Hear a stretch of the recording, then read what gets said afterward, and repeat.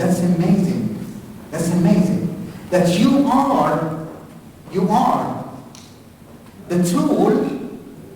If you are a living human being, you are the tool for the glory of God. It's amazing, isn't it? And what if this glory of God looks like? Then here, through you, God will express about His glory. So that means that the fullness that we think of is much more than the empty void that we have the illusion of. So that means like the void is illusion. That's what I wanted to tell you here now. If you think that you are empty, this is illusion. And that's why a lot of people, when they are sad or they are in despair, they say, I'm empty. That's illusion. That's not true. You are filled with something else. You're not empty. You're filled with something else. But the real thing that you need to be filled with, to be full, to be the glory of God, to be the expression of the glory of God, to be living human being. To live as a human being, you need actually to be united in Christ. There's nothing else.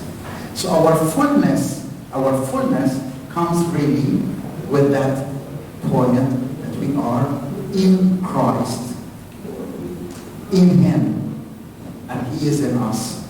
Let's listen to St. John, the Apostle, and he will explain to us something very beautiful. In John 17,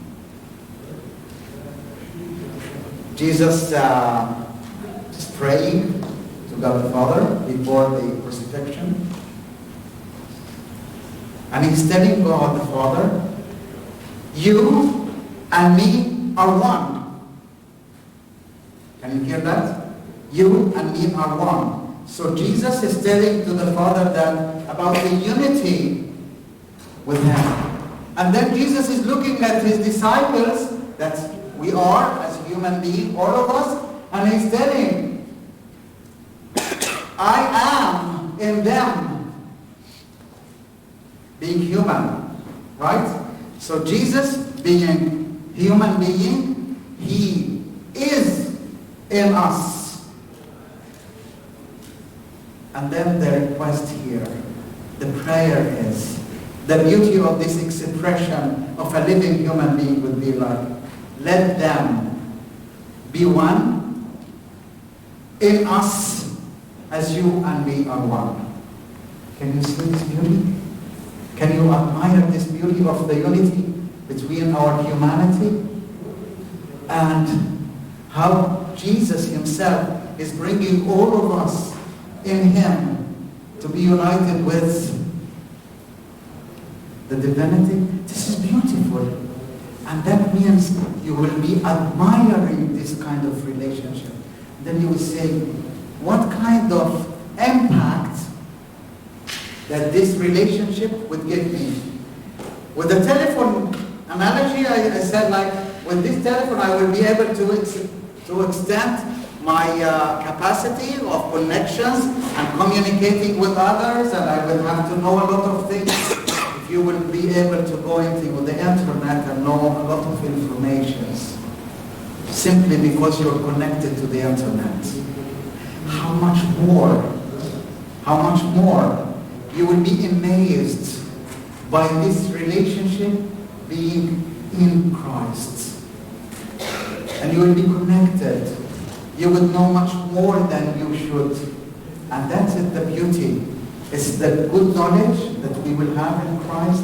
It's the power that He will give us. You will be amazed by the power of God in you. You will be amazed. And that's why instead of looking at the people of God and say, how could you do that? You will say, yes, I can do. And this is what St. Paul discovered and said, I can do everything in Christ who strengthens me. Then he discovers the power and the beauty. He was amazed by it, But then he built the connections and he is filled with the Spirit, then he could say that. Then that's why you, people of God, you're not weak. Can a Christian be weak? Huh? Could be? No. Yes, you could be in yourself. But if you are in Christ, then you will be always strong. You will learn about the power in you. Then you will be able even to move mountains. And moving mountains is not only physical things, but it's the power of challenges that you will face in life. You will be stronger. You will be always stronger than any challenge that you will face in life. And that's why what I'm saying here now, the concept of void is illusion. The concept of a void is illusion. It's illusion that sometimes we are full in. But the concept of being full in Christ and the fullness of God in you will give you the kind of power that God wants to enrich you with. He will give you according to the richness of His power. And the richness of His power is amazing. It's much more than we think and ask for. And that's why it will give us a kind of security. We're secured in Christ. That's why I want to give you this.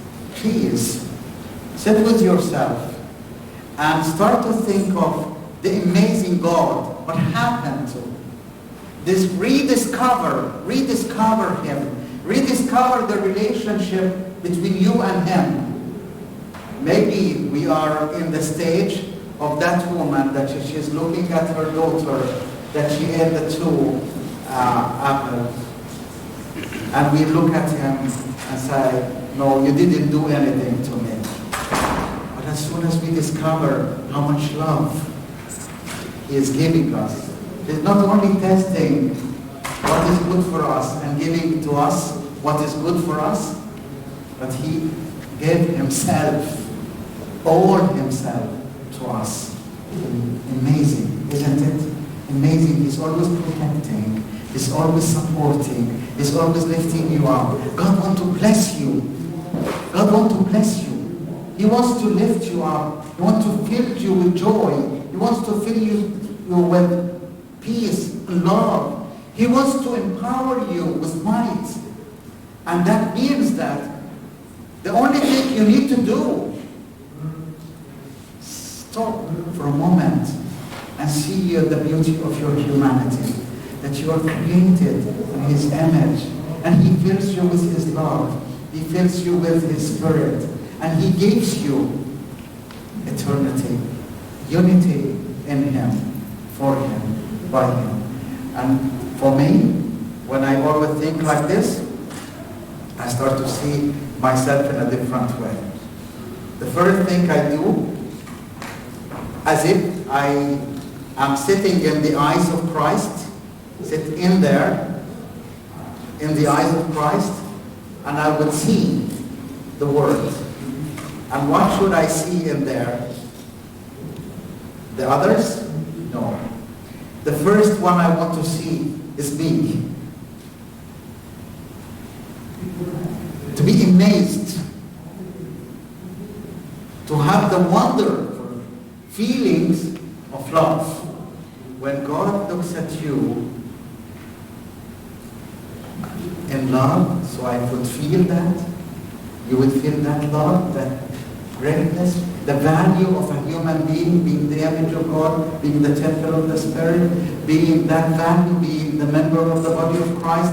Then you will be amazed. Then you would look at the other people, then you are able to see them also as valuable and loved and forgiven and amazed by the nature of humanity. And that's why I want you to sit with yourself and start to write. What is the great thing that you discover in your relationship with God? See how much Christ did for you. You write it down for you. And when you are able to write down all the good things that you discover, you will go with your teachers, with your priests and Sunday school teachers, and revise it with them. And when you are able to revise that, they will tell you, look, maybe you missed that. Maybe you need to look at that. And then you build up that beautiful expressions that you are able to discover the beauty of Christ in your life. That's amazing. That will fill you with the great feelings, and then you are able to connect and be united. So this is, I think, it's a homework. But this is personal homework, not a group homework. This is personal homework. That you go a little bit aside, sit in a quiet area, go into yourself, and lift up your eyes to Him, and start to write down how great He is. Then you will find yourself that He talks to you. And don't think of yourself that you're young. You're not young anymore. You're not young anymore. You're grown-ups. There were people in the Bible that were younger than you, and they did amazing things. Right? They did amazing things. David was younger than you. He did a great amazing thing. And a lot of other people you would see in the Bible.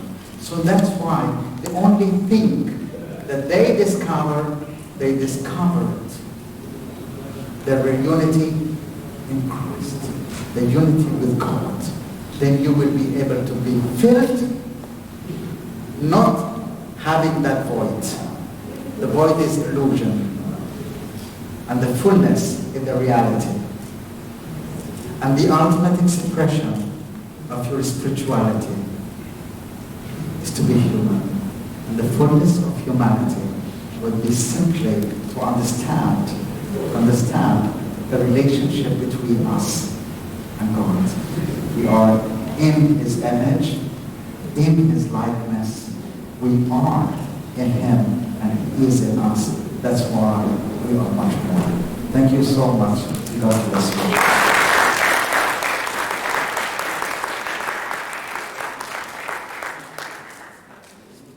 Any questions? Or you want to go through the after that? The subgroups. Subgroups. But you know what you discussed in the subgroups? You have the list of questions. Good. So if any question, you will answer or not? That's good. Yes.